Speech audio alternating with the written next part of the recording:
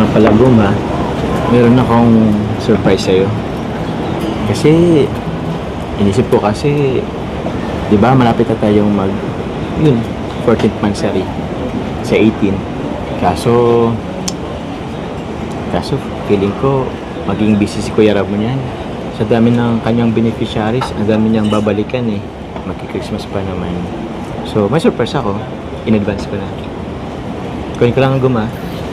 Pero, bago kunin, harap ka muna dun. Huwag kang mong lilingon na kasi surprise yun. Sige, dun ka. Huwag kang lilingon na. Oo, lumilingon ka. Harap ka dun. Huwag kang lilingon na. Lalingon ka kasi eh. Huwag ka nang harap ha. Talikod ka.